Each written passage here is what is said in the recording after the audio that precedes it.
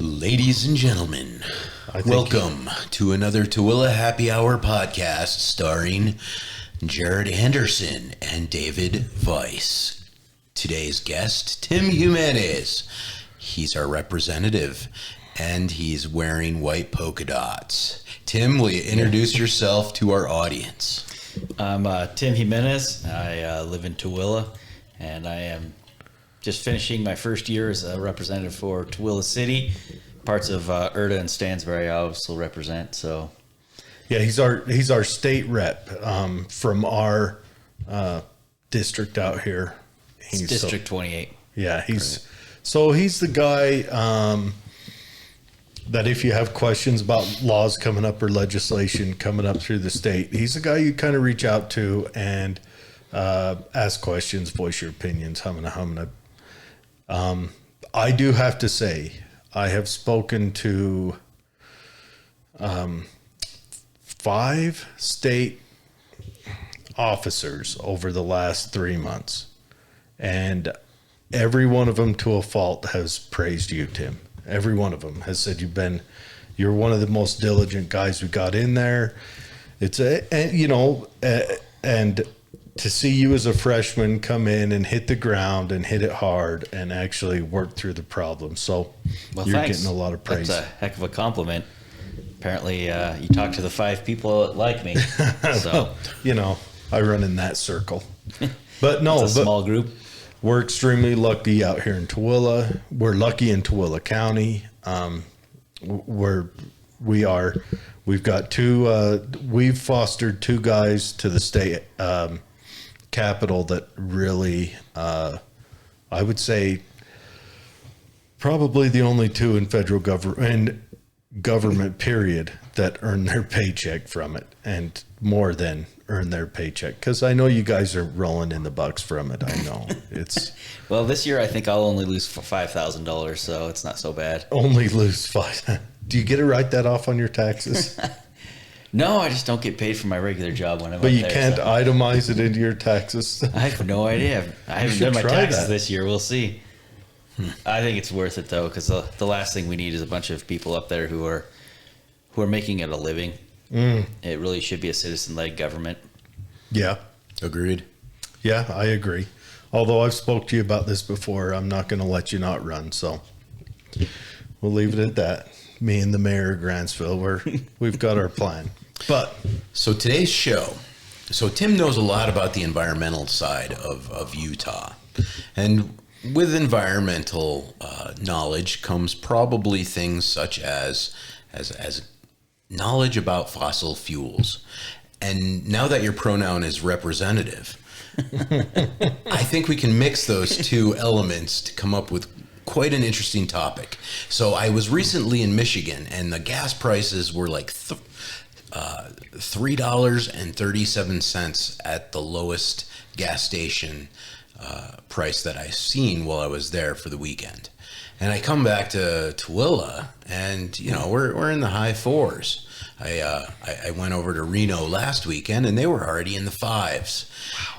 But I know that here in Utah, we produce our own gas. We refine our own gas. Well, I wouldn't say our own. We produce gas and we refine gas, but I don't think it's ours. There's the trick right there, the rabbit in the hat. Tim, I would love for one of our representatives to be able to explain to me, why do we pay such high gas prices if we are a producer? Well, once you cross that Mississippi, everything changes. As a Western state, we are not really owned by ourselves. We are owned by the federal government, and unfortunately, or fortunately, however you want to consider it, if you want to stop human beings from expanding and enjoying their life, then what we have now is a great system. But for those of us who want fair treatment, the federal government gave the eastern states their land. After a few years, they said, all right, we're going to release the land and allow the states to take that land and do what they wanted to with it. You'll notice in the western states that's not happened, and that is probably the biggest issue we're running into. It's not the only one, obviously. So we pull most of our crude oil out of the ground in the vernal area. We mix it with stuff coming out of Rangeley, Colorado, that area, and in Wyoming. There's large large fossil deposits there. Gets piped down here into, or trucked down into the Salt Lake area, and we have our 5 refineries along the Wasatch Front. Those refineries refine it, turn it into products, and from there it's not only distributed throughout Utah, but there's a pipeline from there, two pipelines actually, that go up to Boise, then they go over to the Tri-Cities in central Washington, and then that terminates up in Spokane. So we're providing fuel products for a large area. Now that shouldn't cost us much. That's not the cost. The cost is the fact that this is on federal land. Now, you'll have a current administration saying that they're still giving out a lot of permits, and that's true. They're still giving out a lot of permits. In order to go after the crude oil that's in the ground, you actually need to own a large area. You're not going to go down 8,000 feet and then start doing the horizontal drilling if you can only develop one small area. It's cost prohibitive. You need multiple sections in order to go down. So they'll actually go down and go out in several directions and pull from 4 or 6 square mile area. And that's how it becomes cost effective to put in one of these more expensive drill units. So what the federal government will do is they'll give you some of the leases that you need to drill, but not enough to make it cost effective, or they'll give you a gap between them. So, well, I can't get this crude over here from over here because there's a gap in between where I don't have a permit. So that's their permitting trick. Oh, they're giving out lots of permits, just not enough to either make it cost effective or permits with gaps in it. So you're looking at it thinking, well, now I can't get from here to there, so I can't go after that crude oil. So whenever you hear we're giving out lots of permits, that's the game that they're playing there, one of the games. So even if you do have existing permits or you're on private land or state land and you can go after that crude oil, great. It's not exactly a cheap operation. You're looking at hundreds of thousands to millions of dollars for these operations. So you usually have to go to a bank to find funding or to investment companies. Well, there's where ESG plays in. All of a sudden, you can't get a loan or capital at a reasonable rate or at all in order to fund the project. So if you're a small business and your job is only to explore or extract, all of a sudden, you don't have the cash backing to go after it. Or if you do, it's at a much higher interest rate. You're effectively being punished for trying to do business here in this country. And that's going to force a lot of your smaller businesses out. Now you only have the big players in there. And also the government, when it sends out signals that it's not friendly to oil production, the banks further draw back. Exactly. They're not willing to take that kind of risk. They know it's a good return on investment. It's probably the best. But they don't want to take that risk because they don't know where the regulatory climate is. Well, they do know where it's going, and they don't want to be a part of that, especially as this government's trying to push for the 30 by 30. They want 30% of our land locked up and federally owned by 2030. Now they already 30%. I was about to say they beat that here, but that's nationwide. Well, so, yeah. See, so what happened? Let me history lesson you. All right. And this will be the conspiracy guy's history lesson. Is that when Nixon took us off the international gold standard, he had to have something to proffer up as collateral, and that's when he nationalized all the unoccupied lands. The reason the East Coast kept theirs is because they had lived there for 150 years. They were occupied. We were a lot of unoccupied out here. And so he just said, all right, unoccupied, it's ours. And he used that as collateral while, was it Kissinger, went to Saudi Arabia and made the deal with them that we would become their military arm. If they would use the U.S. dollar. If they would use the U.S. dollar, and that bolstered our dollar. And so, honestly, I mean, we should really dig up Nixon and and piss in the hole and then bury him upside down. But that, I don't know if that'd be a crime. It probably would. But honestly, why not? Yeah. If you ever look at the history of Lincoln's body and what happened with that, that's pretty interesting. Oh, really? I have not looked into that. He was buried multiple places, and they hid his body a few times. Really? People tried to make off with his body. It was, there's some weird history there. Was it, say, sympathetic to the Confederates who tried to make it, or Northerners who were... Anything and everything. People wanted to get his body and make money selling it. I mean, it was just crazy. But that's a whole separate That's story. and that's back in some wild days then. Oh, yeah. I mean, just the stories from what the Mormons had going on back then when Joseph Smith bought a mummy. You know, I mean, that's different times.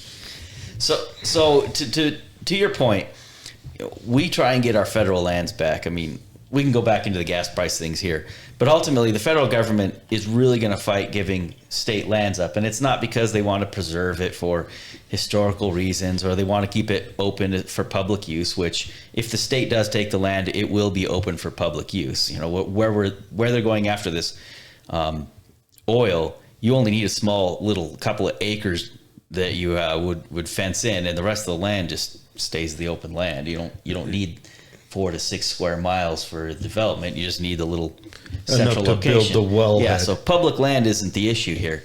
Ultimately, the federal government looks at it as their cash cow. And they hold it hostage. Yep. They hold the states hostage with it. Yep. Well, We have to go begging for our payment in lieu of taxes, our PILT payments every year.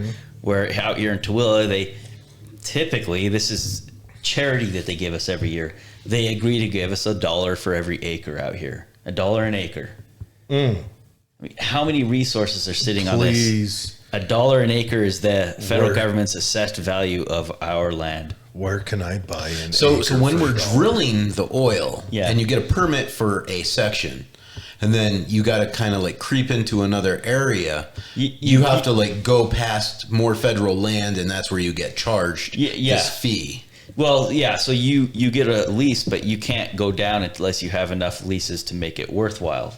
You know, if you're going to go down, you've got to set up this large unit to go after the crude oil. They drill down somewhere between 6 to 10,000 feet before they go horizontal.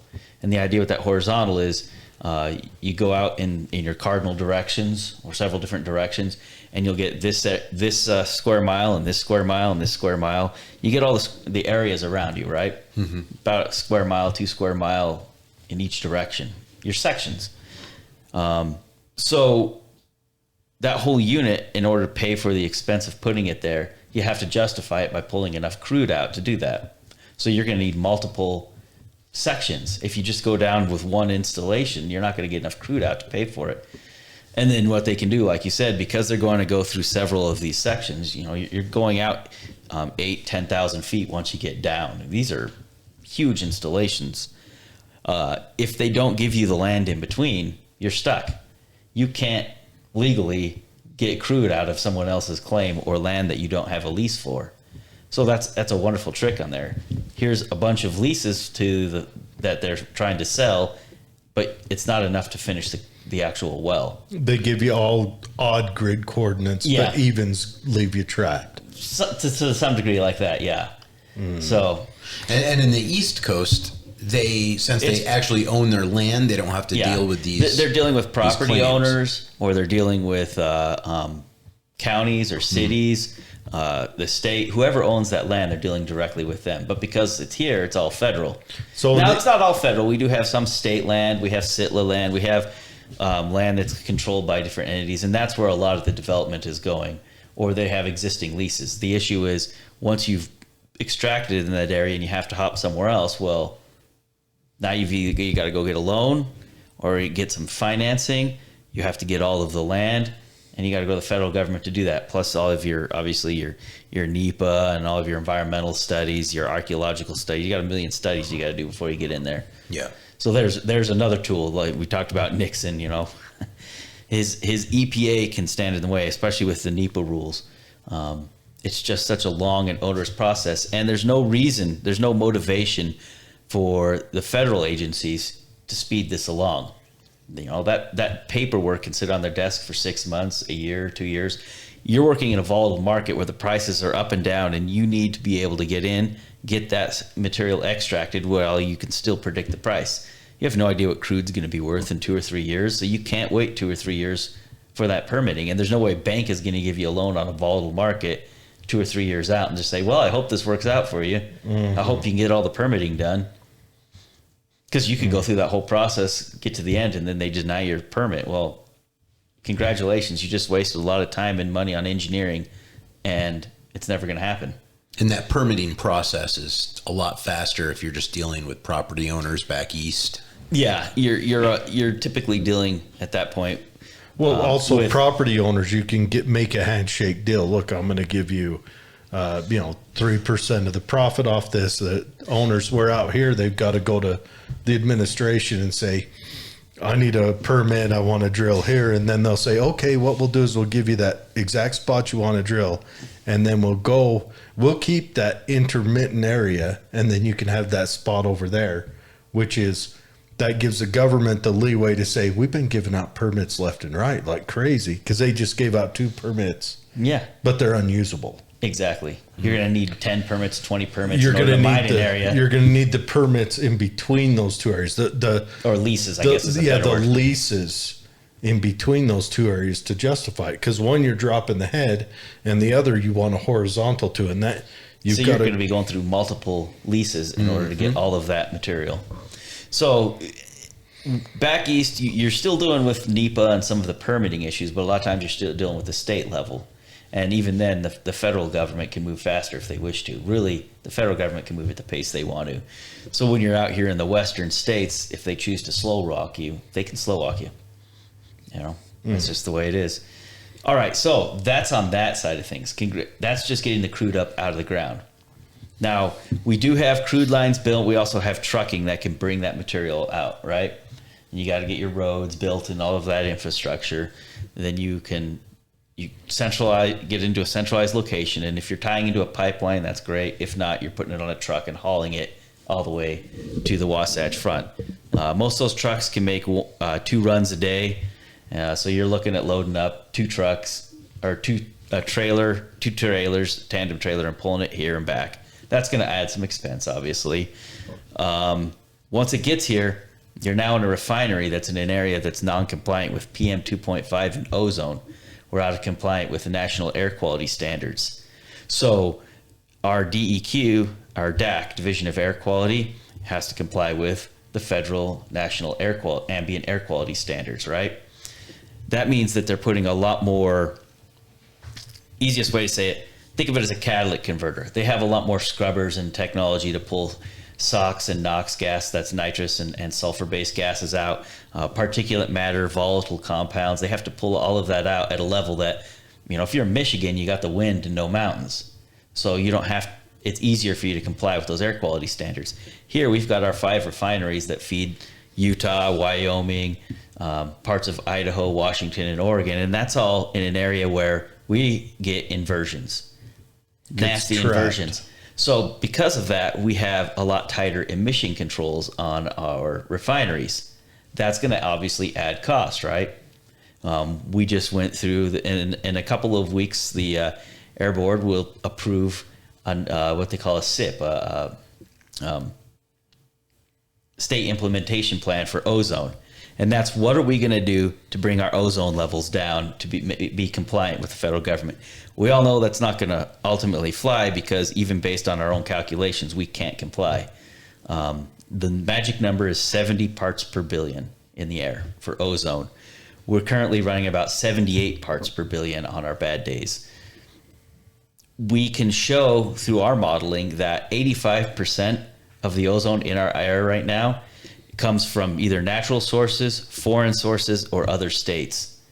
The state can only control 15% of the ozone. So if you take 78 and you take 15% away from that, you're still over 70. We have no way of complying. And even then, you can't adjust enough to affect that. Yeah. Well, if we got rid of all of our cars and manufacturing, we could probably beat that number. Maybe. Probably Maybe. Pretty close. But then a cow would fart and then in Draper, and we're up and over. Done. So that means our refineries are running more controls for these compounds, off-gassing emissions, than you would have to in other states. Now, California, they're out of compliance as well. They've never been able to comply with the National Air Quality Standards, Ambient Air Quality Standards, the NACs. And that's okay, because the federal government says, okay, if you can't comply, show us what you're doing to try and comply. And that's why California has tight emissions. That's why two-stroke motors are banned, everything's switching over to electric. everything, because That's just them trying to signal, trying to tell the federal throw government, a look, flag we're up. trying to be good players, trying to be good players. Since 1972, 73, they've been in non-compliance, but they're always punishing everyone and making everything more expensive. So the federal government leaves them alone. That's why you're paying so much in California for fuel. So there's your air quality standards. Just trying to make fuel becomes very expensive because we live in an area where we cannot comply with the national air quality standards. Now remember, those standards drop every few years. Going into the 2000s, it was up at, I think, 85, 86. Then it dropped down to 77 or 75. And in 2013, I think it was, they dropped to 70, and we've been out of compliance. We've never been able to get below 75. Now, we have gotten better, but we're to the point of diminishing returns. There's just, like I said, if we did nothing, if we got rid of everything we had here, we would barely comply. Now, so there's another thing. Now, involved in that is, okay, so roughly 60% of these emissions that are causing our non-compliance come from vehicles, trains, trucks, cars, transportation, right? So how do we get those vehicles to comply more? Well, if you live in other valleys, you have to have emissions testing. They're talking about bringing that back to Tooele again, emissions testing here. But now you're having to, the refineries are starting to have to move to more expensive fuels, tier 3 fuels, in order to meet those emission standards. So now they're making a more expensive fuel product, and they're having to switch their refineries over to make a more expensive fuel product. We have 85 in Utah. E85. And when I go East Coast, I only find 87. So they're... Oh, yeah. As far as octane. That's different, though, because every vehicle runs a different level of octane based on compression rates.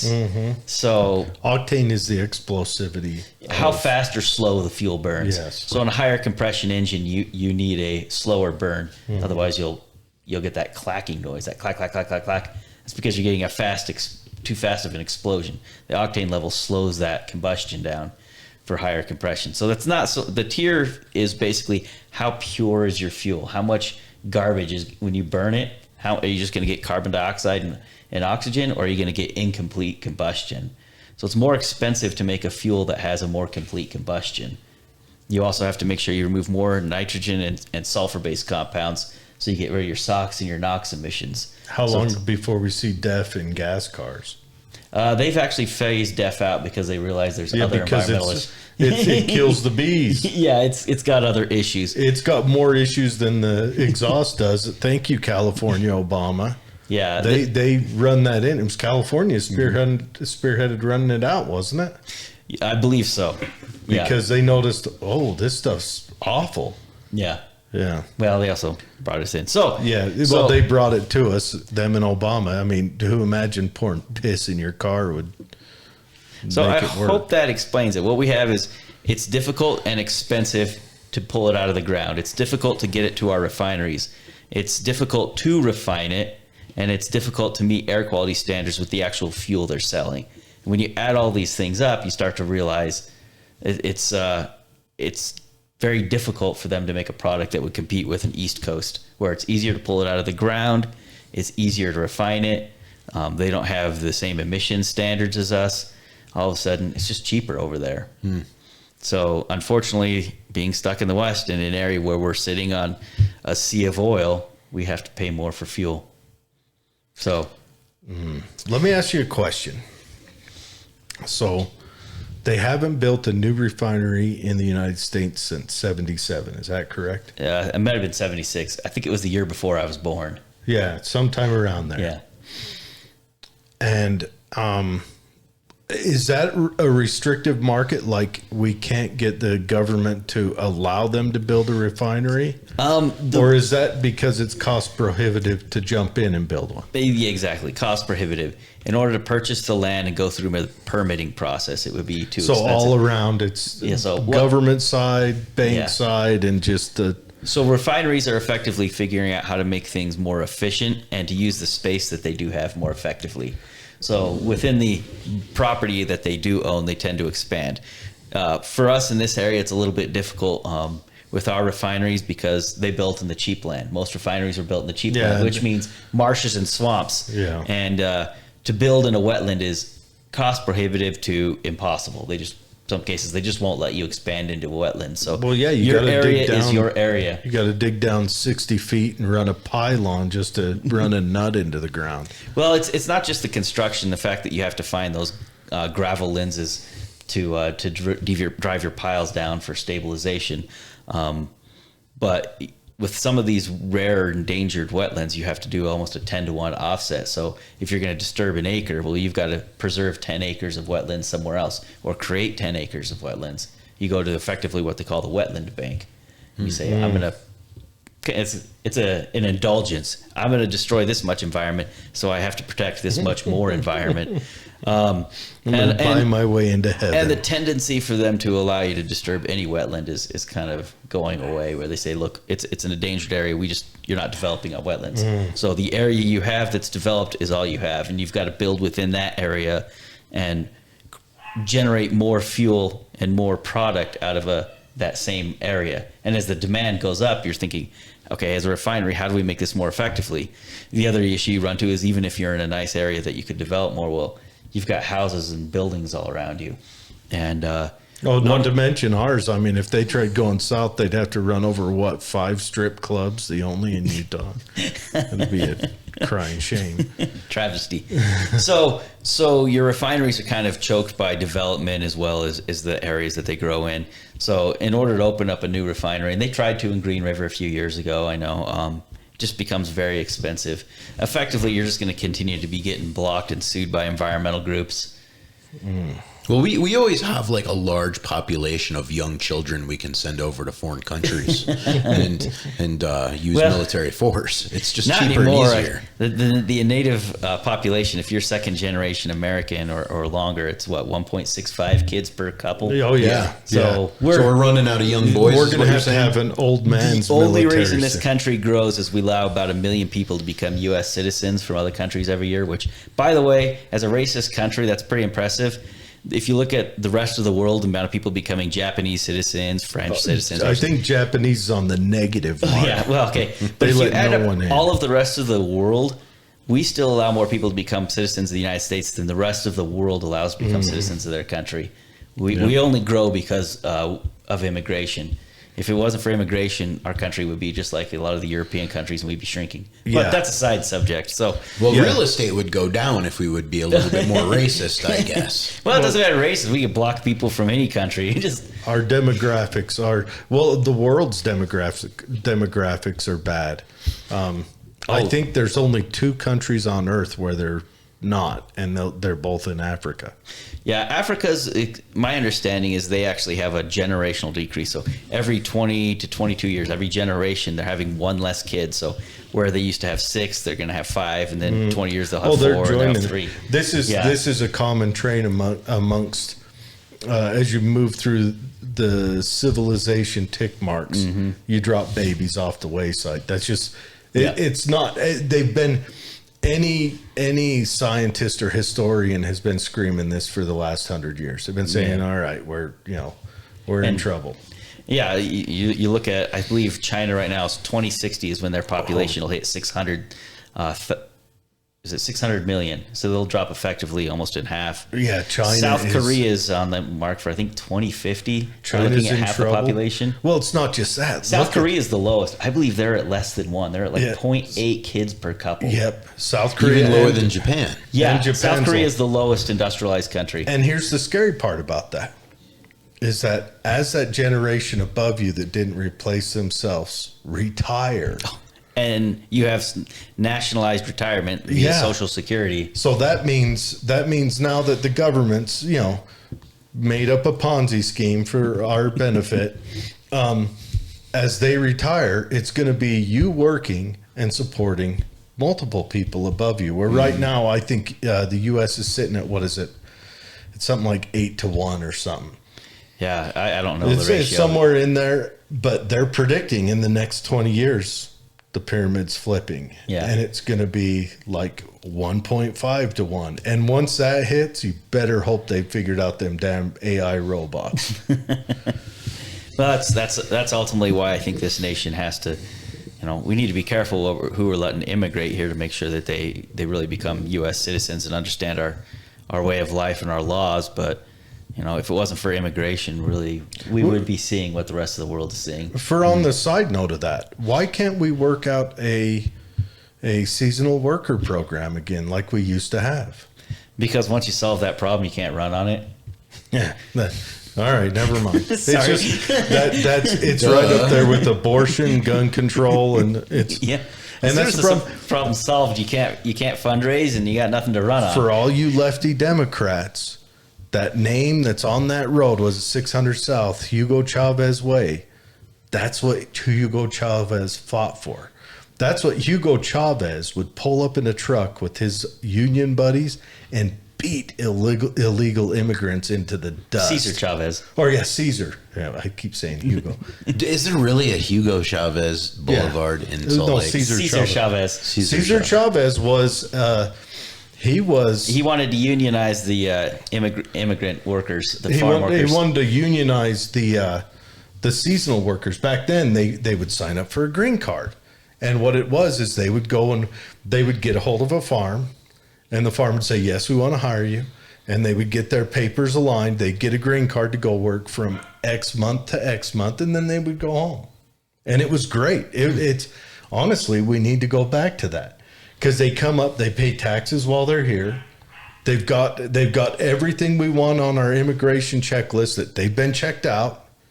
They're a known person, and they've also got a sponsor on this side who takes accountability. But Cesar Chavez, you can watch videos of him. Him and his guys were brutal. Yeah, if you didn't come up the right way, if you were an illegal alien, just ran across the border. That was throwing off their way of getting everyone in union, because now they've got scabs coming across the border illegally. Yeah, we didn't need border control then. We just needed Cesar Chavez's boys. So what you're saying is the private sector just does a better job of controlling the border. You know what? They do a better job at everything, Dave. Everything. Except maybe laundering money. But no, that's interesting. I'm wondering. So that's why our fuel costs so much. We have a lot of regulations and a lot of pinch points, and we're not unique in this. California obviously is much further down the road with they're out of serious non-compliance, and because they're at a serious level, or is it severe? I think they're severe, which is about as far away from being compliant as you can get, which means they have to be very punitive in order to keep the EPA off their back. What'll happen is our state, like many other states, Wyoming's the exception, set up a division of Department of Environmental Quality. The other states call it a different thing. And that allows us to regulate the environment within our state. The EPA provides oversight, but they pretty much kind of do a hands-off, and they let the state run it. And as long as the state is complying, they let the state run their own environmental issues. You can be more strict than the EPA. You can't be less strict. So at a bare minimum, you have to enforce EPA rules. So what California has done in order to keep themselves from having the EPA come in and just run the whole show is they have gone above and beyond the EPA in everything. And that's how they're able to continue to run their state when they're at a level of severe noncompliance. We're at moderate, and we will probably be jumping the next gun up to serious, which means the federal government's going to start requiring a lot more from our air quality board. So some of the proposals we're looking at are getting rid of 2-stroke and 4-stroke stuff, motors. So your lawnmower's gone, your weed whacker's gone. It's going to have to go all electric. At a bare minimum, at least a 4-cycle and not a 2-cycle motor. Yeah, I went to Home Depot the other day to replace my weed whacker, and it's a 2-stroke. And they're like, well, we might not have any more left. We're going all battery. And I was like, that's stupid. I don't want to go all battery with my freaking weed whacker. And but that is the way it seems. And it's a good thing the Africans are having 6 children apiece, because who's going to work those lithium mines? Yeah. If they're not willing to go on the ground and get the lithium and cobalt for us, nickel and other rare metals, then what are we going to do? If it wasn't for all the slavery everywhere, we would have to be accountable. Thank goodness we can shift the slavery and colonization of the world to somewhere else. I think that's the thing that makes me most upset about this environmental movement is, we complain about obviously the very wrong colonialization that happened in Africa and South America, Asia. It was wrong, obviously, what our ancestors did. They were viewing the world in a different prism, obviously, at that time, and kind of the human condition has always been slavery and tyranny. But all we have managed to do in the Western world is take that tyranny, that slavery, that awful colonial thought, and just said, as long as China's doing it, it's okay, because it's not us doing it. We'll buy their cheap products. We'll buy NIMBY. slaves. Yeah, not in my backyard. And that's it's NIMBY. It's just like New York's going through it right now. We want to be a sanctuary city. We want bring us your huddled masses, your poor, your indigent, your whatever. And here comes the bus from Florida. And then we did it, and they went, "Oh shit! Now we got to protest." Yep. Not my backyard is unfortunately the way that most of the environmental world works. I think it's really it's a watermelon, really, when you look at it. You know, it may be green on the outside, but that thing's red through the center, and that's the issue. It's anti-human. Yeah, socialism only works if you have someone else doing the labor and someone else's money. You have to steal labor and you have to steal money from someone else so that you can live in your utopia. You effectively have to colonize another area or another group of people so that you can live in your utopia. It's very anti-human. Yep. I guess you could say it's the most human. Humans have always had slaves, and they've always tyrannized each other. And communism or socialism, the halfway step to communism, is ultimately that philosophy lived all the way out. You know what honestly killed slavery? The Industrial Revolution. We could produce things for cheaper in the North with machines. It became, even England. England started steam, went hard into steam, and slavery went away. It is honestly, that is just a fact. It wasn't until we started making little explosions in little expandable boxes, and that's what it is. You know, that we could do away with slavery. Up until that point, the world over, anywhere in the world, slavery was the name of the game. Rome, Africa, Greece, you know, I mean, the name slave comes from the Europeans used to go to the Slavic countries, dominate, steal half the men, and suddenly you have slaves. They name slaves after where they stole them. It's the human condition. It was until we started making little explosions in expandable boxes. Well, I would say the fact that we can print our own money until it's completely watered down and it keeps us having to struggle every day to just make that house payment. I think that is a softer, more kinder way to enslave us. You're right. Yeah. And it's different. We have more comfort than we've ever had. Oh, yeah. I think that's one of the things that's the Western world's biggest curse is our wealth. Obviously, you know, you run into problems with wealth. Now you have obesity and you have these other issues. But ultimately, are we willing to give up our comfort so that people around the world can be free? There's that. And the question is, the statement is no. And then our own government, you know, the reason we rebelled against our British counterparts, we wanted to be free, is it didn't cost us anything. You could say, well, yeah, they may have cost their lives and it may have been uncomfortable, but when you're in subsistence living, you've got no toothpaste, you rarely shower, you know, everything's dirty and filthy, and you're probably not going to live that long anyway. Then what's a little bit more discomfort in order to be free?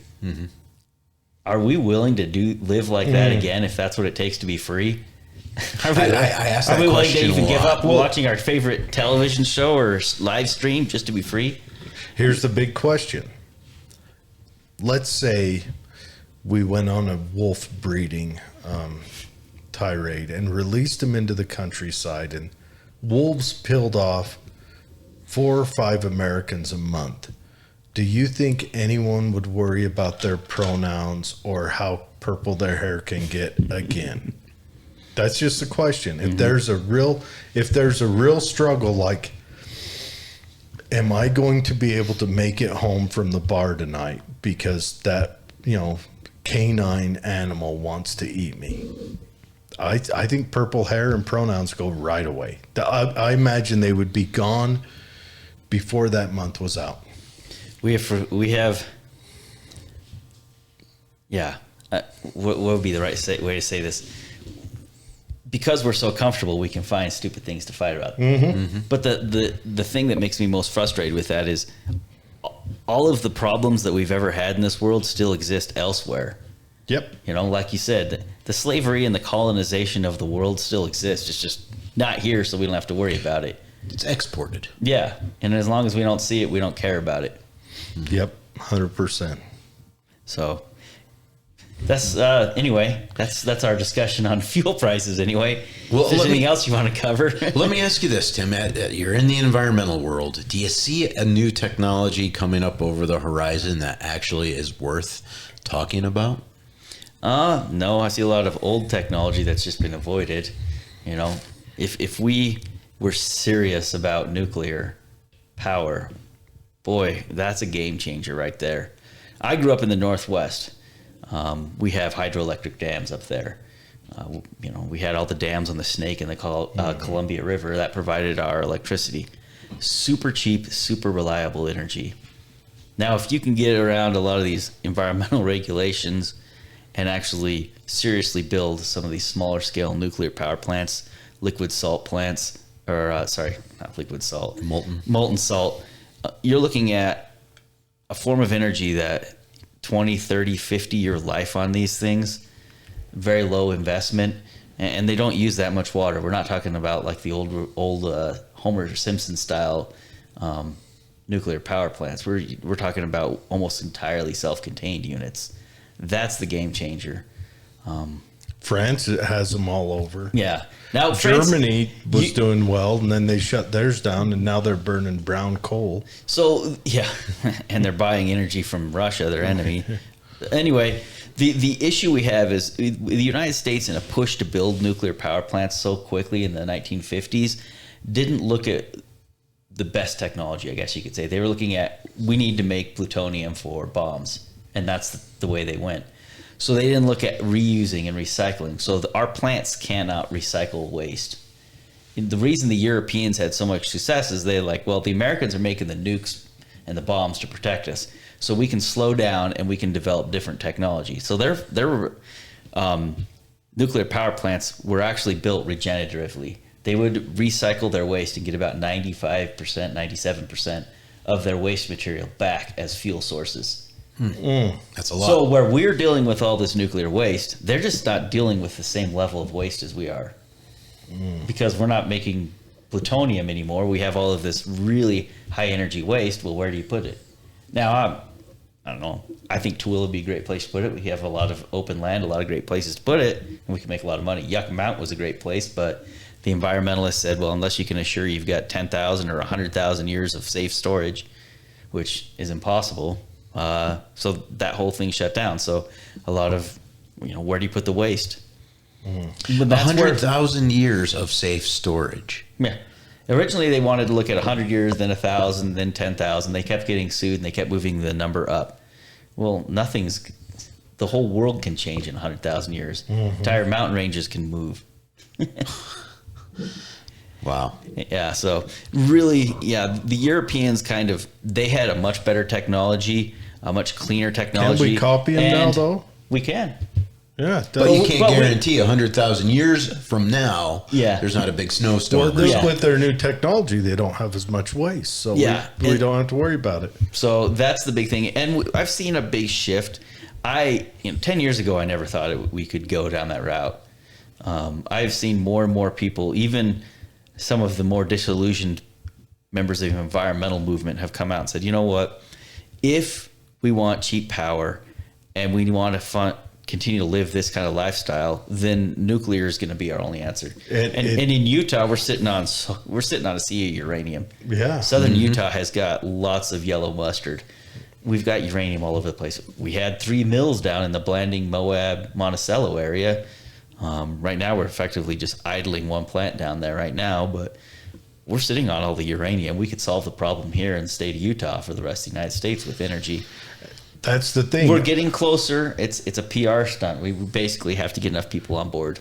It was all them goddamn activists through the 70s. It's 70s and 80s. Reagan's daughter was one of them. I remember as a little kid, his daughter's out there on the activist picket line screaming no nuclear plants, and then Reagan goes and signs us out of dealing with nuclear plants. Do you think if we seceded from the nation and went our own way, could we get rich? Well, we've done some studies on the value of the mineral assets in this state, and let's just say we would all be very wealthy. Yeah. We're sitting on tens of trillions of dollars worth of assets. Would we survive? That's the first question. There's not a good track record for secession in this. In this voluntary union. There's not a good track record. That goes back to Tim's original question. We're all so comfortable. I mean, how many young boys are going to be like, "Oh my God, Utah wants to secede from the nation. I'm getting off of my couch, putting down my PlayStation, and I'm going to go train and pick up arms right after this Big Mac." Yeah. Exactly. I mean, seriously, if one state seceded from this nation, who the hell would fight to get it back in? We obviously know our founders were very big fans of, hey, every once in a while you're just going to have to get a little crazy to rein things in. I still have not lost hope that we can, as a people, still use our elected officials and our elected process to rein things in. So I wouldn't say it's time to pick up arms yet. No. But there's a reason there's a Second Amendment. We'll just leave it at that. And we've got to lean into that 10th Amendment. Yes. We have to lean into that. Yes. That is the third most important amendment right now. The first will always be the most important. There's a reason it's the first. And the second backs up the first. The second is specifically there to make sure that the first is complied, but the 10th is the one we've got to lean into. Mm-hmm. My question is here's a tough one for you, okay? And I've gone over this. I talked about this with Celeste. I've talked about this time blue in the face with Dave. Do you think, with the way our current government is, that anyone we send to Congress or the Senate can actually make that change? Do you think it's possible for the Congress, for the House to make that change? No, the question is, have you given up all hope yet or not? That's kind of where I'm at, because I don't know, because one, our party system nationally, our party system locally, I think is sound. Both parties, both sides, but I think it's pretty sound. It's pretty sound, yeah. Because no system is perfect because humans are involved. But I think nationally, let's say we sent 3 excellent Republicans back there, 4 excellent Republicans, right? Back here, they're excellent, got the right message. One, they're going to have to get through 450 other people to get anything done. Mm-hmm. Right? No, it's not just Republican. Hey, if we send a Democrat back, he's got the same mindset. I don't care. Or a Democrat, but I'm just saying, constitutionals. People who understand the Constitution. Yeah, here's my point on that, though. We send them back there. They not only do they have to get through all those other Congress people, but the party will shut them down too. The party outside of politics will shut them down. Yeah.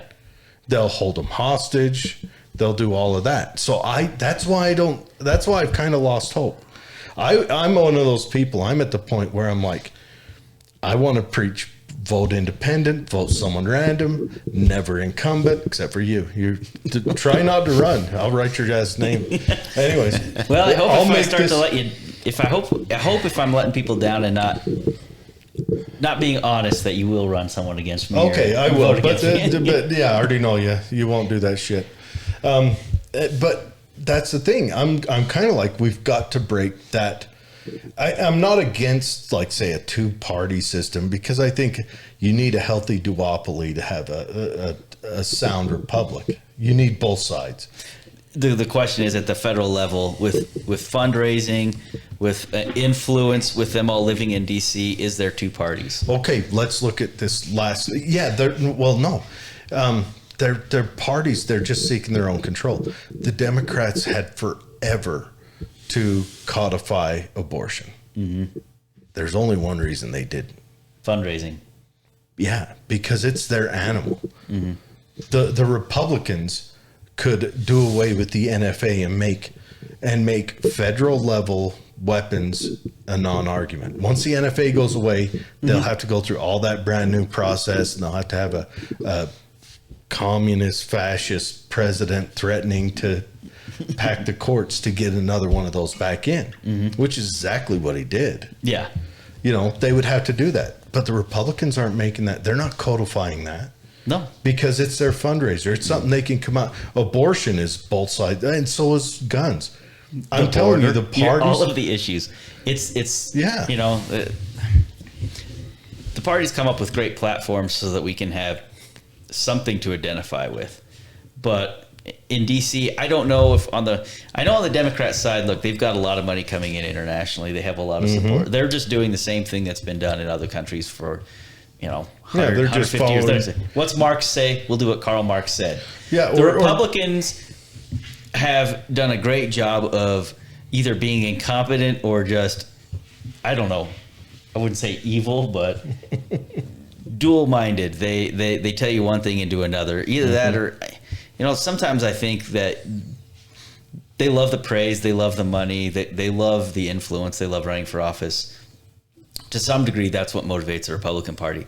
I think it's a mixture of that and just plain incompetence. National level. Yeah. So you can't think the Republicans are a competent machine on the national and I think level. it comes down to ultimately within the party, the mindset. Democrats, unfortunately, I'm not saying all Democrats, but at the national level, their purpose is, socialism, which is a strong central government that controls and runs everything, right? Increase the power of the state at any cost. So if you are a kind of person that has a mindset of, you know what, a central power is better at this than me, I will defer to a central power, then your party's always going to defer to a central power. That means what that central authority says is what the party does. When the central party says you're going to vote this way, you vote that way. When they say these are your talking points, those are your talking points. The Republican Party has traditionally, I'm not going to say all the time, taken a much more constitutional or limited government point of view. Yeah, well, that's... So now we're sending people to Washington to make centralized decisions for a party that doesn't believe in centralized power. That makes a lot of sense. We want the party to make decisions, but we are a party of people who don't want a central party making decisions. Well, how do you have a centralized authority running the party in a certain direction when every single member, we don't believe in centralized power? I don't want the Republican Party to come out and say, this is our one talking point, and this is the thing we're going to move on. It would be a great idea to move things along, but then there's the idea of, doesn't that inherently grate against who we are as Republicans or libertarians to have a centralized power giving us a centralized talking point and direction? I look at it more like football. Okay. The Democrats send offense. They send quarterbacks, wide receivers, running backs. Mm-hmm. And the Republicans sends defense. They've got some DNs, some nose tackles. They've got a couple of inside, outside linebackers. And that's what they send. We send Republicans there to slow the government down. Good success, guys. And they send Democrats there to advance the government wishes and desires. And also, good job, guys. You guys are all failing, which is good. We want that failure. But the issue is the reason you have the split between urban and rural breakdown in Republican and Democrat, and that switch isn't that old. Mm-mm. It's like within my father's lifetime. That's why you still have these old farmers that are Democrats that are like, stay away from me, but they're still Democrats because they remember when Democrats would stay away from you. Yeah, when you talk to them, you realize you're 100% on board with the Republican platform or they're the just Libertarian Party, but they're just holdouts. Yeah. But the issue is people who live urban, they experience the government in a more positive manner because there's a bus system and there's a welfare office. There's a park and there's people you meet. Mm-hmm. Out here rural, if you meet with the government, that's because their hand is in your pocket. Mm-hmm. They're telling you how to run your farm, your that's ranch, it. They're your there land. to specifically take livelihood away from you and your family. Mm-hmm. That is it. And that's a reason why you've got that split. Now in 1900, that split was the exact opposite. In 1860, it was particularly opposite. They had a whole civil war over the whole thing, which was the Democrats were stay away from us. Mm-hmm. Were they wrong for their reasons? Yes, but that was their reasons. So, But that's why you've got this rush. And I think the 10th Amendment lets states become states. Let California do what it's going to do. Mm-hmm. Let Utah do what it's going to do. You just have that overarching branch. And then you'll still have a judiciary that the tree huggers can go and try to sue them in court over. I think, so Representative Ken Ivory, who's been there, I think 12 or 14 years in the Utah House, great guy on a lot of these issues, land issues. He always asks the question, if government, which one? So you go to the Constitution, who is supposed to do what? Is this something that the government should do at all? Okay, if the government is supposed to do this, which government? Where's it laid out in the Constitution and the 10th Amendment? Is it supposed to be a state government or federal government? And if we would start asking that simple question, okay, is this something government can do? Okay, which government should do it? We don't ask that question anymore. We just automatically hand it up to the federal level on every front. Oh, yeah. Well, it's because the feds have totally perverted our tax system and everything else. There's no reason why. The 16th and 17th Amendments both. They killed us. Yeah, the progressive era. I hand it to the progressives from 1890, 1900 on to about the 1940s. Just did a beautiful job of changing this government into something it was never designed to be. Specifically till 1945. Yeah. When that communist fascist died. Have you ever dug into his history? He used to carry Mussolini's little handbook he written in his pocket. He idolized Mussolini, and he used to go out and preach it like this. And then when Mussolini became our enemy, he didn't throw it away. He just put it in his pocket. Well, I love the fact that he called Stalin Uncle Joe until in the 1930s. And it wasn't just, Woodrow Wilson. We have to credit Hoover, and we have to go back to Woodrow Wilson. And, for some reason, the Republicans love Teddy Roosevelt. And Teddy Roosevelt really was the spearhead on this. The first progressive. And that way, that Bull Moose movement really did change this country. If the Bull Moose Progressive Republican Party hadn't tried to do the Bull Moose, we wouldn't have had Woodrow Wilson, and the whole country would have been completely different. Would they have been able to get the Federal Reserve through anyone but Woodrow? Yeah. So the Bull Moose is now the Rhinos, right? The Bull Moose was started by the progressive Republicans. Yeah, progressivism started in the Republican Party. Anyway. Yeah, it's the Republican Party's beast, and the idea was being facetious. Yeah, I know. The idea of let's have socialism, but let's do socialism in an American way. We can't scrap the Constitution immediately. We'll progress away from it and progress towards socialism.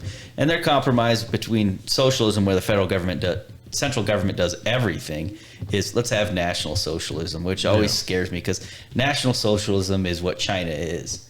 Mm-hmm. You can own it, but we're going to tell you how to own it. We're going to tell you how to run it. Yeah, well, and that's where are we any different? No, I mean, look. Yeah, we're definitely on the. I own this property. Yeah. You will never own it. Let me try not paying taxes next year and see how that pans out. Yeah, your business is never run the way you want to because you're going to be told how much to pay in taxes, how much to pay your employees, what benefits you must provide. I have to pay, $100 a year to not have employees. Mm-hmm. I am fined to not have employees.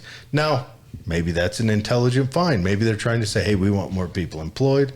So, but it's control. They're making you pay them money to not do a service or to do a service. Now, if you want to, paying for roads, things like that, that's the infrastructure that was supposed to be built in. Yep. There are things that the federal government should do or the state government should do.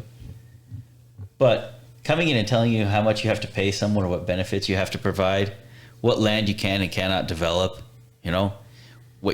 how you raise your kids, all of these things. That's just, we've handed over a lot of authority. And like we are national socialists. We have a level of national socialism. We're not as bad as the Chinese or the Italians or the Germans were, but on the continuum of the Constitution to national socialism, we're definitely not on the Constitution side. As far as property rights, we're worse than the Germans were. The Italians were a little further along than we are, but the Germans were pretty lenient, except for very few companies got interaction with the party to make adjustments. You know, if you made trains or guns, you had a commissar there with you. But I think it depends on how well they were doing during the war and at what point of the timeline. Yeah. But as far as China, I kind of like their model where it's like, all right, you own the land for 90 years and we leave you alone. Here, they're like, you get you own the bothered land every year for 12 months. Quote, you own the land until we Does need China, is that their system? You own the land for 90 it's like years? you could do a 90-year lease. So if I buy this house, I own it for 90 years, and then I have to re-up after that 90 years. Like, I'm going to freaking live that long, right? But Is that really how it works? That is an outstanding system. it ain't a bad idea. Oh. I don't know if they comply to it completely at all times. I think that of would course, be a legitimate control of like the wealth tax. Instead of having that arbitrary wealth tax where rich people just get a lawyer and get right around it by building a trust, you just have a lease and then his kids can come in and lease it after that. I like property rights better, but if you got to have a wealth tax, I think that's a better way of doing it. Yeah, I think getting rid of wealth tax would be a much better option. Well, yeah. I think getting rid of, well, here's my opinion. I don't think that citizens should pay taxes to anything but a state. I think all taxes should be states, and then states levy to the feds. Yeah, well, you know, you could pop open the Constitution. Yeah. You know, the federal government does have some ability, but it's levies. Levies you know, and tariffs. Tariffs, exactly. Yeah. We had to pass a constitutional amendment to get a direct tax. Yeah. Yeah. So now, what do you have to do to get that taken away? Is that even a human? Nowadays, you feat? have to build a time machine. You have to go back and We could probably do it, but with the amount of comfort and what we expect from our federal government, we would end up having to replace it with another. We'd say, okay, we're going to get rid of the income tax. what would we lose from the federal government? We're going to have a massive. We wouldn't lose anything because the federal government wouldn't shrink, because every one of us is still attached to something at the federal level that's non-constitutional, that is so important to us. We're willing to hang on to it.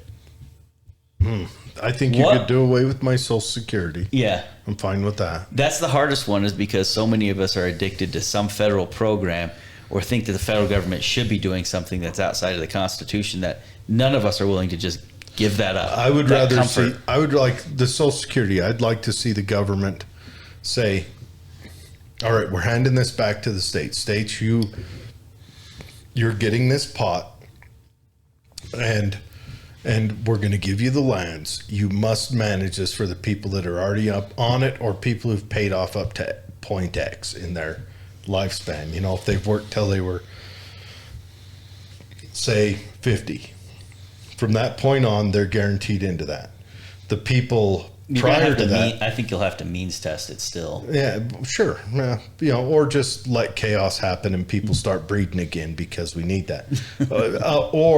And then people between, say, 35 and 50, we're going to pay you back what you paid in through the land being given back to the state. State must functionally manage that to where they get to pay that back. Okay, fine, boom. People prior to that, you're not out that big of a loss, but now you got to manage the states. You better, you know, hopefully you set up an education to do this, or you're going to have a whole bunch of old people that are going to, you know, have a bonus army on your steps. And the feds need to step away from it. Yeah, the feds need to step away from a lot.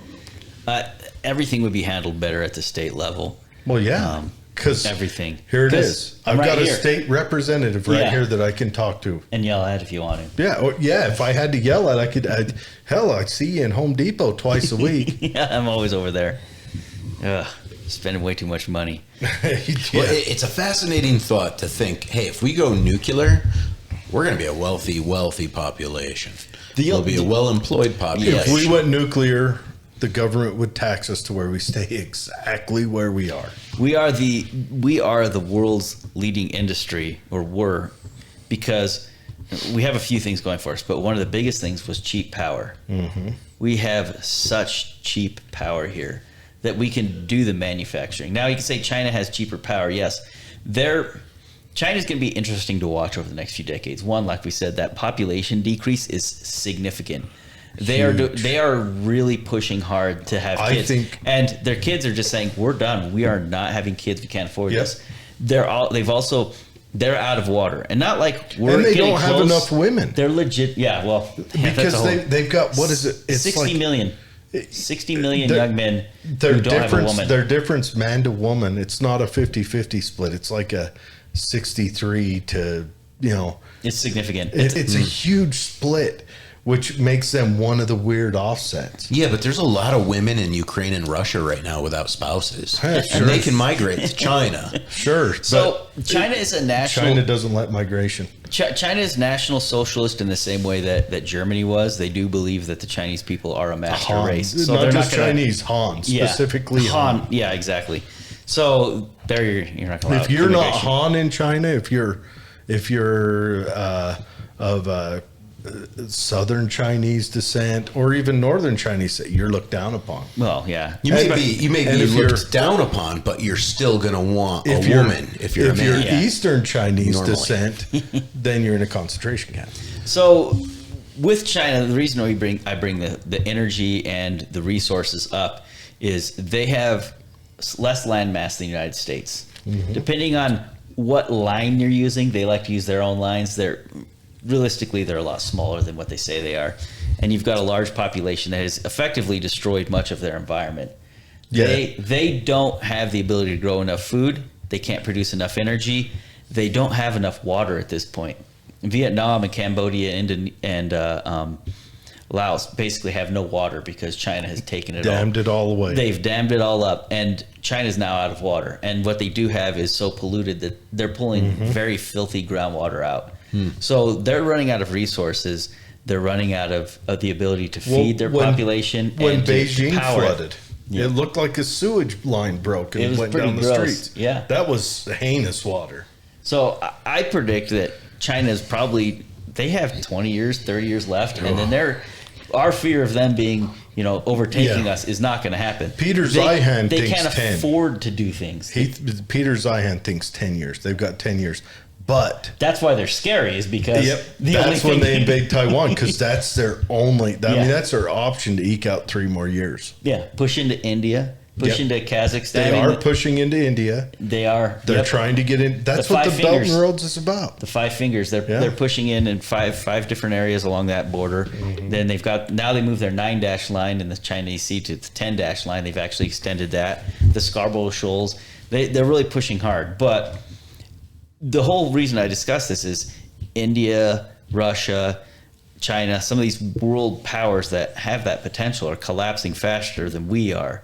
The only benefit we have, we're doing our part to try and destroy ourselves. If we can keep our head above water, rein in the federal government enough, and keep our power and our energy going and our food supplies here, we may only have to wait the rest of the world out a couple decades. I think India is going to be the next superpower. Right now, they're setting a gas station up on the moon. Their issue they run into is their land mass is so much smaller. Their land mass is They have to buy a lot of food, and they have to buy all of their energy, and that is not cheap. They are, because the United States is such a They've still got a decent population rate. Yeah, their reproduction rate's higher than the rest of the industrialized world. But we, through our own charity or stupid immigration policy, have educated the Chinese and the Indians. So the ability to innovate has been moved over there. Yep. Because they come over here. I went to school in engineering, and I'm at the University of Idaho. This is northern Idaho. You don't think of northern Idaho as being a diverse area. We had a huge amount of people from China and from India who were going to school up there in the engineering trades. Electrical engineers, mechanical, civil. My side was environmental. They weren't really in the environmental side because they didn't really care about that. It was the only class with all white people in it. Yeah, it was just a bunch of blue-haired people. Let me ask you that. So you're kind of a, down-to-earth, kind of a redneck guy. Yeah. What drew you into environmental engineering? Well, Was it a purple-haired chick, a hippie girl? You're like, just followed her one day, and you're sitting behind her, and oh shit, now I got a degree in this. I come from a weird background. We'll just put it that way. So I'm ninth generation Californian. Both my parents grew up in California. My mom on a ranch, my dad Oxnard area. I was born in Ventura, which is right next to Oxnard. And my dad was kind of a hippie, and my mom was a serious hippie. Like, parents kicked her out when she was in high school because she was just a crazy hippie, right? That whole Jesus Revolution, if you've ever watched Jesus Revolution, that's my mom's story. She became a Jesus freak. She was one of them fishy frienders or whatever they're called. Oh, the little ichthus. Yeah. So she finds God and changes her life. And my dad goes through several marriages, has a lot of problems, figures out who he is. They realize California is a garbage heap. And they move myself and my younger brother Javier up to this little town in northern Idaho. My dad gets a job as a lineman up there, and he starts doing computer coding for General Telephone and Electric. Moves up there just on a whim because he wanted to get out. So we moved to this little town called Moscow, Idaho. And you think, oh, Moscow, Idaho, it's, loggers and farmers up there. It's a university town. And right next door, 6 miles away, is Washington State University, another university town, and nothing else in the area. I mean, we're talking central Utah, kind of nothing. There's nothing out there. Just 2 universities with a lot of drunk college kids. So I grew up around a lot of hippies, a lot of old hippies who moved up there to live off the land. You can dry farm and grow crops up there without having to have water. So you've got ex-hippies, college professors up there, and then you have farmers and loggers. And they're all trying to figure out how to get together and work at things out. And they didn't usually. There was a lot of arguments. But it was interesting being able to grow up in that environment because I was able to see a lot of different points of view. And you had a lot of different religious faiths. I graduated with, I think, 6 LDS people in a graduating class of 150. And there were, there were Muslims and Jews and people from a lot of Baha'i faith. So I grew up around a lot of northern Idaho's notoriously Catholic. Heavy Catholic influence up there. There was a lot of Methodists and a pretty big Baptist and Nazarene congregation up there. So it wasn't just different kinds of Christianity, different kinds of faith. So I grew up around a lot of different religions, a lot of political views. So I kind of grew up around a melting pot of people from all over the place. Friends from all over the world just because their parents were going to school there. India and Africa and refugees coming in from the Middle East. So it was kind of interesting to meet all these people. I get to know them, see what they're doing. But because I grew up in still a small town, it meant when I left town, it was, farmland and logging country, mountains and hills and trees. So I spent all my time outside, playing outside. It was just, riding a bike or going out in a car and just disappearing into the woods and playing in a creek or a river someday. So I grew to love the outdoors just because that's where I love to spend all my time, being outside. And you start to see what college professors would say we need to do to protect the environment. And then you start to talk to the farming and logging community who draw their existence from the land.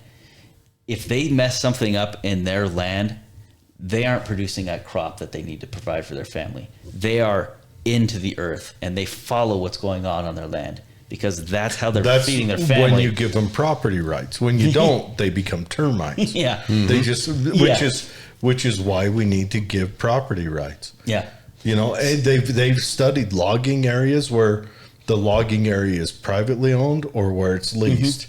And the one that's privately owned is managed well. It's healthy. You're looking at Forest Service versus private ownership. Yeah, the lease stuff is just torn through. It's just raped. Yeah, exactly. So I saw these different approaches and the way people cared for the land versus those who, you would legitimately have a professor who couldn't even change the oil in his car, and he's trying to tell some logger the best way to manage his land. And I'm like, it's that dude's land. That company owns that land, and 20 years later, they want to be back there reharvesting. So they're going to be planting. They're going to make sure that the topsoil remains. They're going to do everything they can to make sure that they can come back every 20 years and relog that land.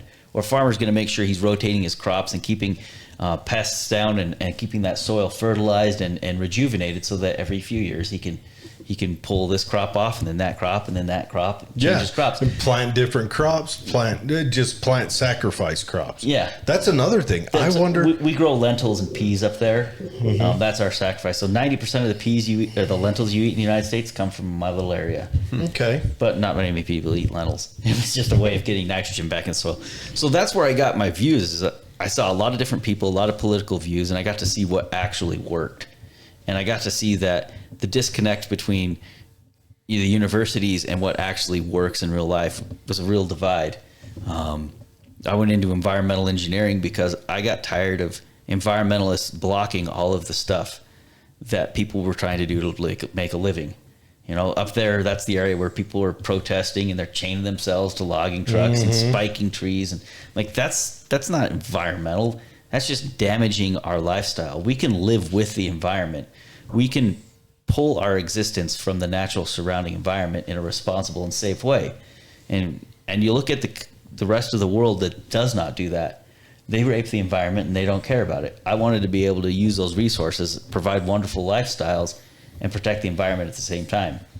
Too many people in the environmental movement, their view is just, let's just shut it all down. We'll protect the environment by not using it. Short-sighted. Well, let's mention those guys. The guys at the top are guys that already made their nut. They're already rich. They're kicking the door behind them. They're super rich, and they're pulling the ladder up. Yep. And then you've got morons down at the bottom that get hired by them. That honestly, one or two of them need to be wolf food, because that's what they are. They're just empty-headed morons. They just go out and preach, and this is and they learn a certain phrase from a professor, not an individual thought running between their ears. It's only repeat stuff that they heard from this wizened old shitbag that never applied his exercise to his life. Yeah. He just taught it and didn't live it. So that's ultimately how I ended up as an environmental engineer. How do we protect our environment, and how do we continue to do industry? And I knew ultimately my job would be, I wouldn't say having a confrontational attitude, but how do we do this in an effective way? How do we comply with what we have to at the federal level and still produce what we need to live a good and comfortable lifestyle? And that ultimately pushed me into this area, the realm that I'm in now. There's other issues I wanted to address at the state level, but I find myself working a lot in the environmental world just because I'm the only environmental engineer up there. How many? Yeah. Oh, yeah.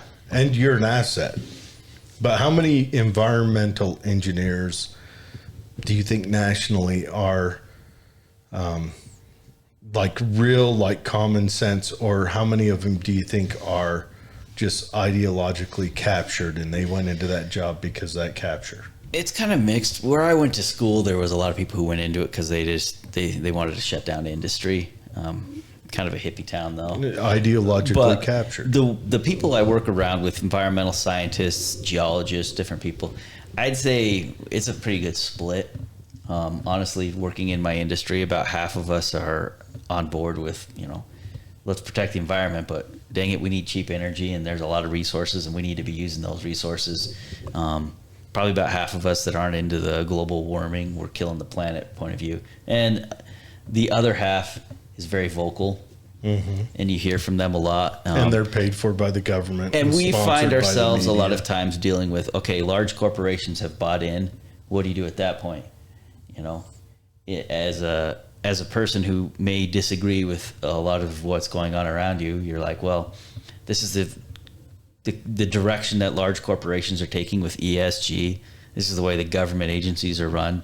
So you've got about half of the environmental geological world that's working in this realm that's like, all of this is garbage, but it's my job to comply with the garbage. So it's a scary thought when you think about it. It's not as lost as what you think it is, but unfortunately, when all of the large corporations and the government agencies buy into something, there's only so much we can do to fight it. Of course, the EPA buys into it because that strengthens the EPA. The job of a bureaucracy is to build the bureaucracy. Yeah, build their power. That's it. Build power. Yeah. Any agency is that. That's their job, is to protect their agency. Yep. Government can only grow bigger no matter how free we are. And as it grows bigger, we become less free. Yeah. Bureaucrats fight to gain power. It's fiefdoms, and you'll see it in large corporations. And a person is more stable in their job if they have more people working for them. So that is true. How many HR people do you know want to have more of those meetings to tell people about sexual harassment or how to fill out this form because they justify their job. They love pulling in more work. Yeah, so I wouldn't say it's just a government issue. It's any company.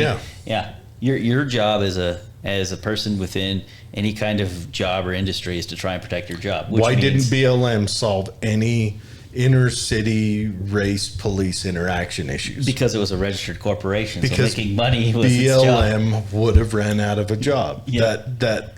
That lady would have only got 3 mansions, not 5. Yep. But anyways, no, that's good information. So we went a little bit out of skew, but that's you didn't make me feel any better about it because it still sounds kind of hopeless. No, we're fighting it. We're fighting as best we can. Well, here's the hopeless part is, okay, let's say Trump wins again and Trump starts giving those even number leases with the odd number leases, right? Trump only gets 4 years.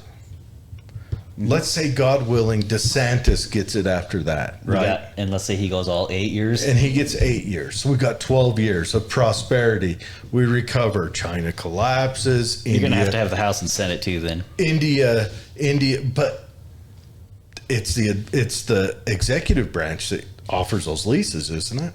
They come through the agencies. The laws are already there. It's whether they choose to enforce or enact the laws or not. The executive branch sends orders down. Yeah. So those leases come out. You're right. So we have prosperity, whatever. Because again, I don't think the Congress and the Senate really affects our lives at all. They haven't in many years. No, good or bad. So you're saying China and India collapse. We're still doing China good. Collapses.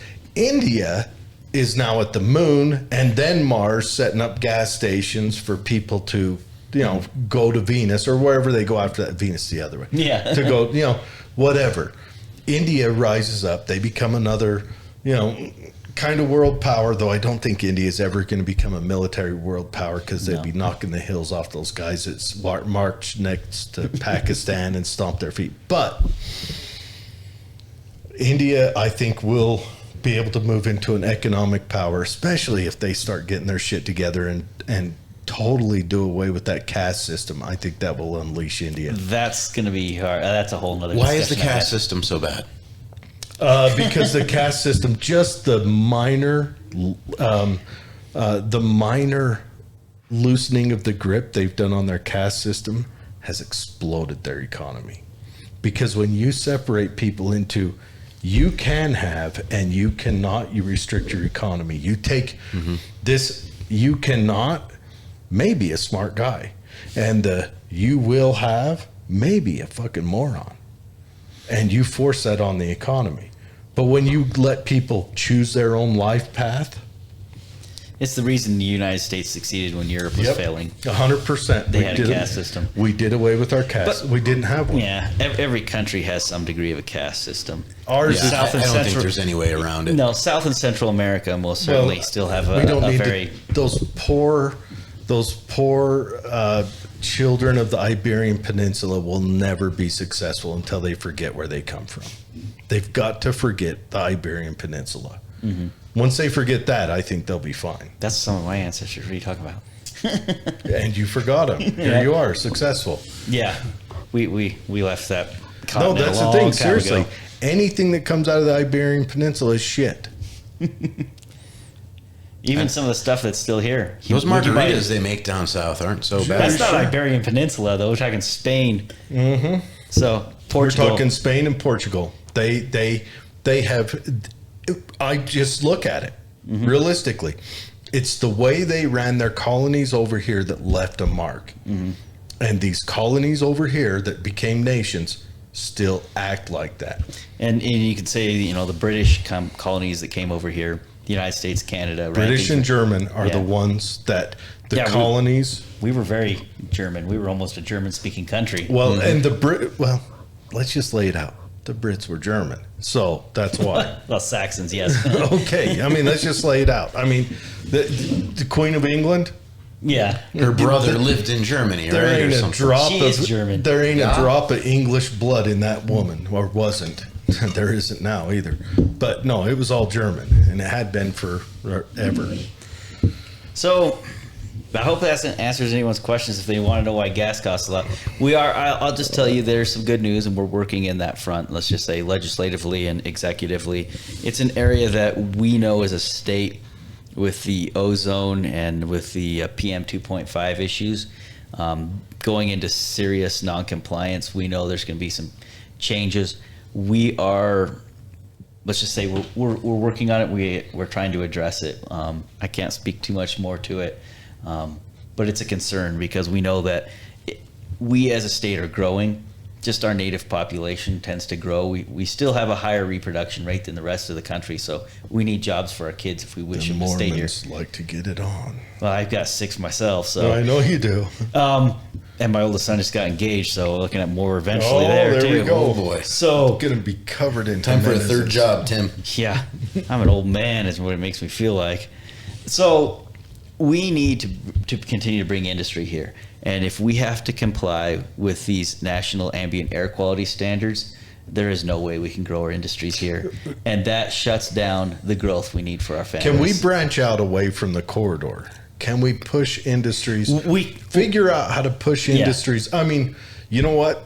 David loved this, but let's build a people train from the Salt Lake Valley out west. Why would I love that? You always talk about how you want buses and stuff. The more I logical just wanted to direction. secede from the union. Yeah, the best way really to grow would be to grow towards Colorado along that vernal front, because there you've got water and you've got energy very that are true. much closer. Very true. So if you could build on the way out towards, the highway out towards Uinta and start building Roosevelt, Duchesne, you have a ready water supply as well as energy that's closer. You're building your refineries and your nuclear power plants in those locations would be a lot better. Park City clean off. Well, yeah, they'd become a through street. Everyone would It'd be be passing through there. They would be. There would be nothing but NIMBY signs up and down that mountain. Because Tooele, once you leave Tooele and Rush Valley, you're out of water. Yeah. Oh yeah. That's just it. The water you do have. I think you're in, like, it sucks water out of water bottles between here and Reno. Yeah, the brackish water out there is just very expensive. It's almost to produce. unusable. Yep.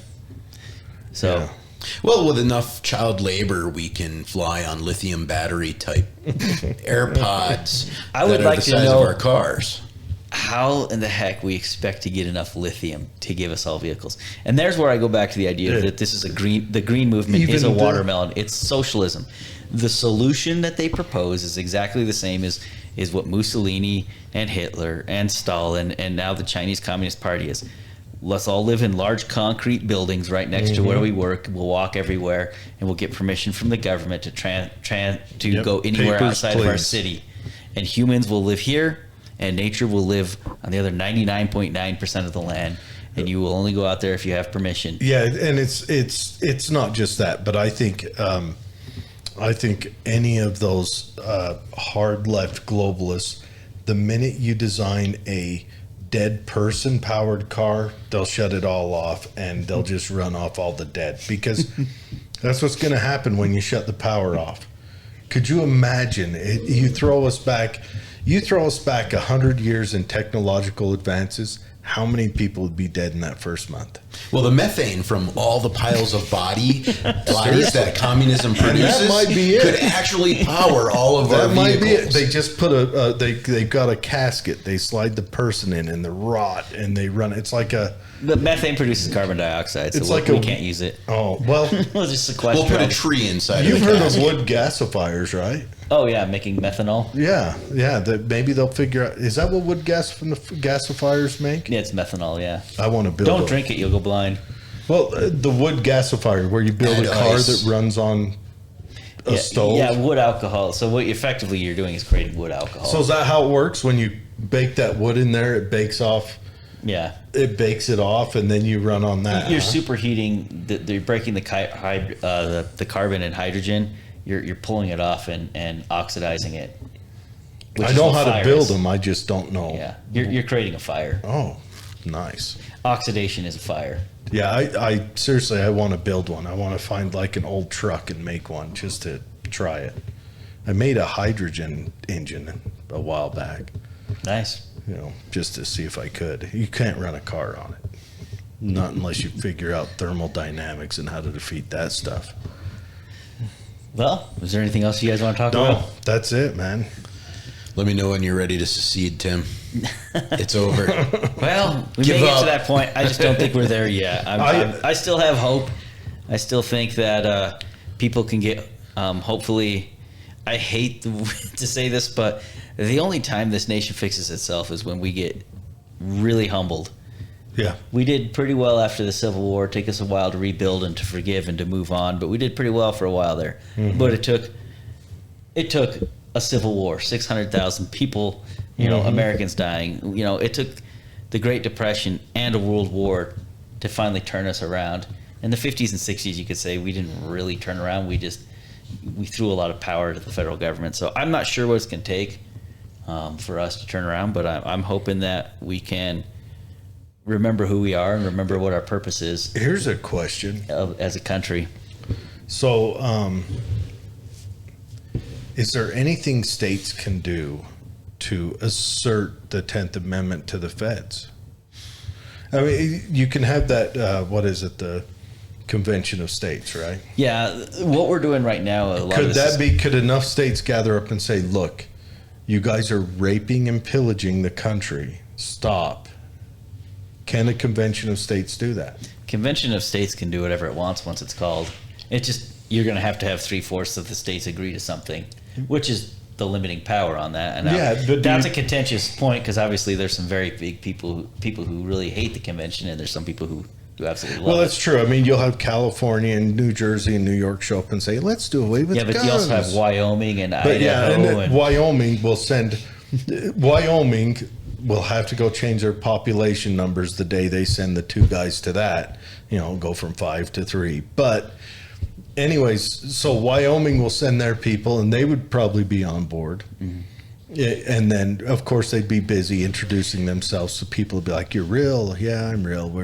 Right now, the thing we need to work on, obviously, is just people need to be still a little less comfortable. And really, if we could get people to do a little more paying attention to politics. I don't think we have to be uncomfortable to do away with the federal government. No.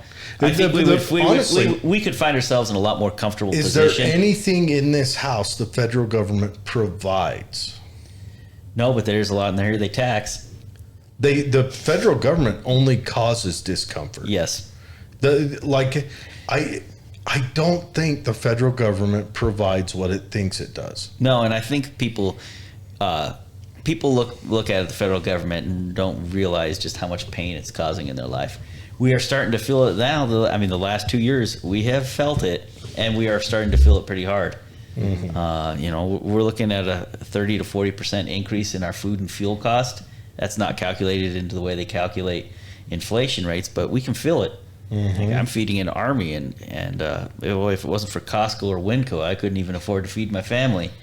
Everything is getting more expensive. So we're starting to feel the discomfort from the federal government. If I had kids and I knew they were kind of like leaning socialist, maybe not feeding them as much is the answer. I mean, seriously, kids go to college, they get these leftist views, but they're so comfortable when they come home and get that fresh home cooked. I would say with college, definitely, I encourage my kids to figure out what they want to do with their life. And my oldest son is a diesel mechanic over at Kenworth. I just tell my kids, consider trade school before you consider college. And if you're going to be in college, only do it if you're going to go into a hard science or do something. College is so cost prohibitive. It is. Mm-hmm. It's Peter ridiculous. Boghossian is talking about a lot. He wants to see, he was a professor.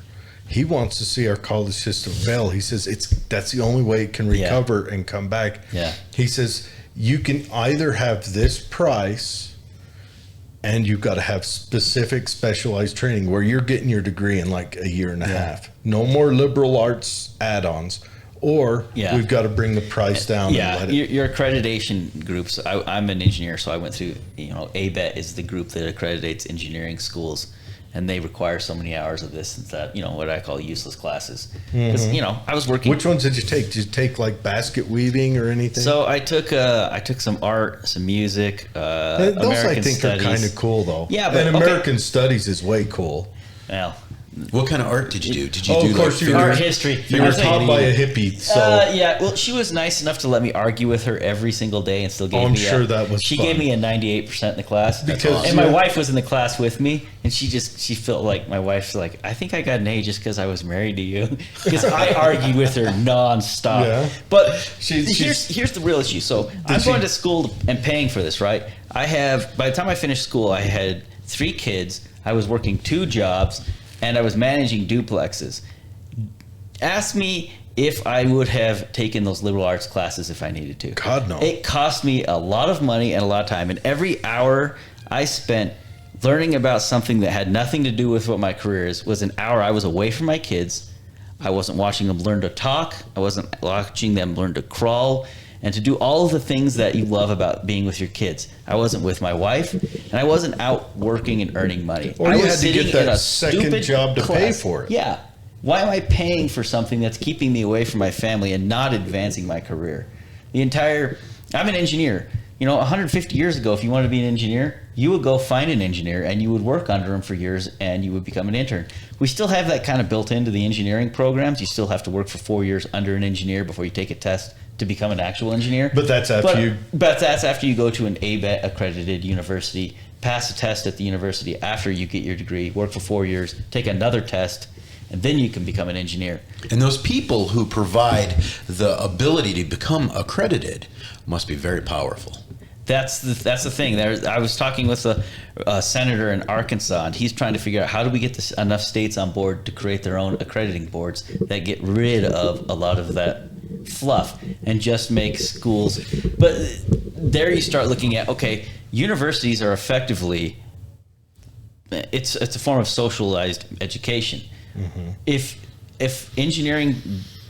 If companies that need engineers want engineers, why don't they just intern engineers or hire people to become trained as engineers? But they can't, because if a company, say you're a bridge building company, and instead of grabbing kids from school and pulling them in, you just say, all right, this little Jimmy in my ward is a smart kid. I know he knows how to do math, and so you pull him in and intern him, and he's got 8 years with you, and next thing you know, you're passing it on to a whole bunch of unaccredited people. They would be fine at doing the job, but no one would hire them because they want to see that all those people. They want to see a piece of paper. They want to see that all those people have that soft liability insurance of accreditation. Yeah. And so that's the issue. We've got to do away from that. And I think what we've effectively done is taken what used to be the responsibility of employers and said, let's let the government pay for it. Yep. So the taxpayers are paying for every lawyer, doctor, engineer out there because industry doesn't want to pay it. And I honestly think this is where the federal government could come in and say, let's build an online college where everyone can go. Oh, it's called YouTube. So you could put all these courses right online. That'd and be just click. great. But then no professor would want to do it. Now, I know that sounds like a tragedy that the professor class would go away. But, I mean, have you heard about that University of Austin they're building? Mm-mm. So they're trying to get accredited, but they're building try to remember, Peter Boghossian, James Lindsay. These guys, they're trying to build a college that separates from the dog shit. They're having a lot of struggles doing it, but it's It's your accreditation. Yeah. How do you get accredited? That's the tough thing. Now, it's not probably not going to have an engineering degree right out the gate. It'll probably be like, we've got a philosophy degree. Or a business degree. Business degrees, I'm sure, but philosophy degrees, you know how you make money with a philosophy degree? You stand in the welfare line? No, you become a professor of philosophy. Just like English. Just like economics. History. Economic degrees right now. Yeah. I mean, those economists can't be. Yeah. Most of them can't even do a Bitcoin transaction. Well, they're all becoming professors. Yeah. I have 2 in my family that just graduated with a master's in economics, and now they're going to go become professors probably. It's a pyramid scheme. My stepdad went to English. He just retired as an English teacher, but he's like, English is just a pyramid scheme. But he loved English and he loved teaching junior high. That's the reason he did it. That's the thing, and that's another thing. We have got to figure out how to streamline people to become teachers. Oh yeah, it's a ridiculous process. It's BS that they have to get a bachelor's degree and then a teacher's add-on on it, and then the certificate. There's a couple of reps and senators who are working on that right now. Good, because I can't think speak to it because nothing's public. I think Utah, you should be able to teach first grade if you can count, tell me what the colors are, and know your ABCs. Because honestly, I mean, you can manage first to third, and then we have a lot of teachers leaving, and they aren't making enough. No, but that's the argument. They aren't making enough for what they have to go through to have the job. I got to get home at some point, but you could have a whole discussion on the amount of money we waste in education versus what actually goes to the classroom and to the teacher. Look at our high school is now going to cost $150, $175 million. Do you see the new high school they're building? What's the difference between our public elementary schools and charter schools are also public schools? But if you look at the charter schools, they're built completely differently because they don't have the money, and because they don't have the money, they build a school that works for the students and is cheap. Cinder block walls. You have one wall of windows, you have two doors, and you have 4 walls and a ceiling. That's all you need. But instead, you drive by that high school and you just think, how much money are we wasting? Well, that new high school they're building. It's ridiculous. Do you need a fancy architect to design your government building? Well, of course, because, if you're on the school board, you get wowed by that and you think, hey, I don't have to pay for it, but it looks pretty. Yep. And I'll have my name on that forever. Yep, that's what it's about. There's going to be a bronze plaque inside the door. I signed off on this. Yeah. Okay, one more thing before you go. I just wanted to bring this up and ask you what your thoughts are. I read somewhere that the reason gas prices are bumped up right now is when Biden released the strategic reserves, it hurt the market. Well, it dropped the price down. Yeah, it dropped the price. For a little while. So OPEC said, okay, and they cut back production, which is why right now, last time I looked, oil is at, $85 a barrel? And the OPEC people are expecting in the next couple of years, we're going to touch $150 a barrel. And if this is our price at 80, so the difference is $15 a barrel to $80 a barrel. $15 a barrel is when our gas is around $2 a gallon. So we go to $85 a barrel. Our gas is over $4 a gallon. What is $1.50 going to look like? Because that jump, it exaggerates. And you got to remember, half of what comes out of a barrel of crude oil goes into fuel. The other half goes into the rest of your entire existence. The only reason we don't live like we did. Everything. The difference between 1800 and 2000 is oil. Yeah. Oh, that is. And not just that. Take your heart medication. That was produced with oil. All of your medication, the entire medical field. I'm not saying some. 100% of the medical field is oil. 100% of the electronics is oil. Most of your food is oil. Everything. Most of your building products are oil. We're not addicted to oil. We don't exist without oil. Our world is built on oil. That's why I'm saying, shut off oil. How many deaths? How many deaths? According to the media, the latest news article is, as oil prices skyrocket to 100 a barrel, it would hurt less than it used to. So, isn't that comforting? Yeah. That's because they want that. It would hurt us less. That's because of the inflation we've already felt. Yeah. You wouldn't even notice it with the $5 tomato. Oh my gosh! Everyone, Tim Jimenez, he's our rep. You guys saw him come in here. He's a good boy, so he didn't get drunk with me. But you saw him come in here and how upfront he talks. He's an open guy. You can find him on Facebook. You can find him on the state legislator website if you need to send him an email. And he's one of the good ones. And you I can don't find him at Home Depot sometimes too. all the time. I go to Home Depot twice a day, but I see you there at least once a week because you've got a lot of projects going on in your house that fell apart around you. Yep. As houses do. But he's a stand-up guy. We've got 2 comments to run through with you. Okay. Carl Butler. Semi trucks do really well getting rid of NOx. As a diesel mechanic that works on after treatment systems, a well-working system will bring NOx from around 400 ppm to 10 ppm. Yeah. So it literally cleans the air as it goes? Yeah. NOx and SOx were the big issues that they knocked down in the 70s and 80s. They really worked on getting NOx and That's SOx where the emissions catalytic down. converters come Those in. are nitrogen sulfur-based compounds that come out.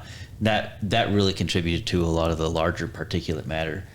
Now we're chasing ozone, which a lot of that comes from VOCs.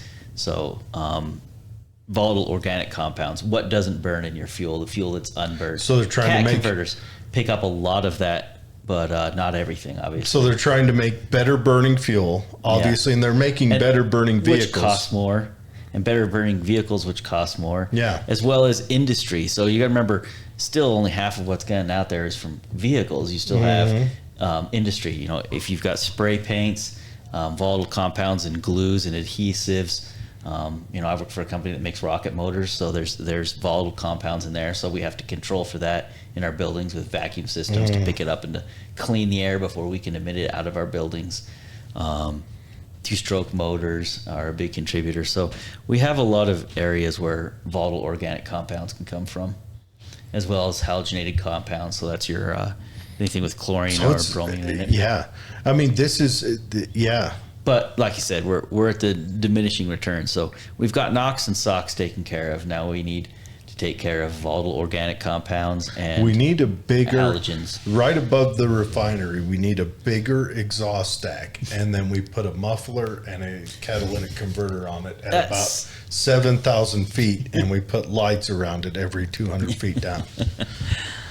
The big cables that hold it down, we could have a cable sitting up in Pocatello, one laying down in St. George. Yeah, St. George or wherever over in Elko, and then I'm figuring Craig, and we just hit all the directions, and it, you know, Pump it all into the atmosphere or up into space. Dude, seriously, pump it right out into space. Not a problem, right? That's the next question. Are we a zero-sum game atmosphere? If we produce junk in the atmosphere, but we send it outside, will eventually the atmosphere get too thin? Like Skinny from, yeah. Well, that's next generation's problem. That does sound like next generation. I think we're talking on the billions of years at that point. Yeah. What else do we Anyways, have? that's all we got for comments. Tim, Okay. thanks for coming on as always. It's, you know, I can't say this enough. We are the luckiest city in the luckiest county in all of the United States. We've got honest, we have honest representatives. We have good city governance, good, you know, county governance. I think that if we were allowed to point our own sails, I think we would be very successful out here. And I thank you for it. I thank you for running, for stepping up, and because a lot of honest guys won't. And you stepped up and stepped onto the stage, and I'm very thankful for it. Thank you for your time. Thank you. All right, everyone. Have a very wonderful night and weekend. Be safe. And we'll talk soon.